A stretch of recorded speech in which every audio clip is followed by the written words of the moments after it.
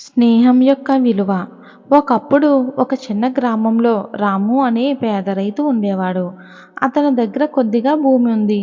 ఎంత కష్టపడినా కానీ దాని ద్వారా వచ్చిన సంపాదన కుటుంబ పోషణకు సరిపోవటం లేదని గ్రహించి ఇంకా ఏదైనా చెయ్యాలని అనుకున్నాడు. ఒకరోజు అతను సమీపంలో పట్టణంలో నివసించే ఒక తెలివైన వృద్ధుడి సలహా తీసుకోవాలని అనుకున్నాడు. వృద్ధుడు రాముణ్ణి కథ విని ఆవును కొనమని సలహా ఇచ్చాడు. ఆవు పాలు ఇస్తుందని, పాలను బజారులో అమ్మి అదనంగా కొంత డబ్బు సంపాదించవచ్చని వృద్ధుడు చెప్పాడు. రాముడికి ఆలోచన నచ్చి ఆవును కొనాలని నిర్ణయించుకున్నాడు. మరుసటి రోజు రాము తను దాచిపెట్టిన డబ్బు అంతా పోగేసి మరికొంత డబ్బుని ఒక వ్యాపారి దగ్గర అప్పుగా తీసుకున్నాడు. బజారుకెళ్ళి ఒక ఆవును కొన్నాడు. అతను ఆవును కొన్నందుకు చాలా సంతోషంగా ఉన్నాడు. మరికొంత డబ్బు సంపాదించి కుటుంబాన్ని పోషించవచ్చని ఎదురుచూశాడు. అయితే ఇంటికి తిరిగి వస్తుండగా అతనికి ఆకలితో ఉన్న ఒక బిచ్చగాడు కనిపించాడు. అతను ఆహారం కోసం రాముని అడిగాడు.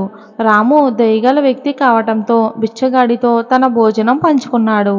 ఇంటికి చేరుకున్న రాము ఆవును సరిగ్గా కట్టివేయటం మర్చిపోయాడు.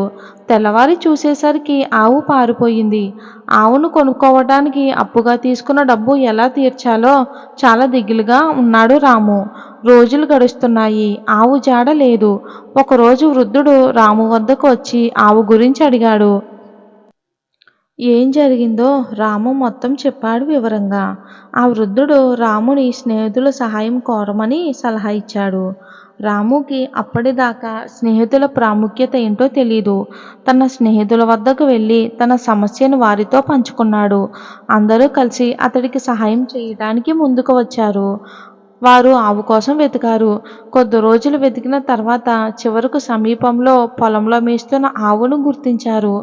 రాము చాలా సంతోషించాడు మరియు అతని స్నేహితులు సహాయం చేసినందుకు కృతజ్ఞతలు తెలిపారు.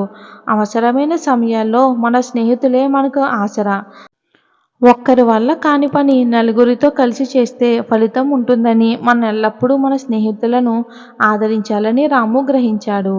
నీతి: స్నేహితులు కలిగి ఉండటం అత్యంత విలువైన ఆస్తి. ఆపదలో మన స్నేహితులే ముందుకొచ్చి ఆదుకుంటారు. మనం ఎల్లప్పుడూ మన స్నేహితులకు అండగా ఉండాలి మరియు వారి స్నేహానికి ఎప్పుడూ విలువ ఇవ్వాలి. Thanks for watching.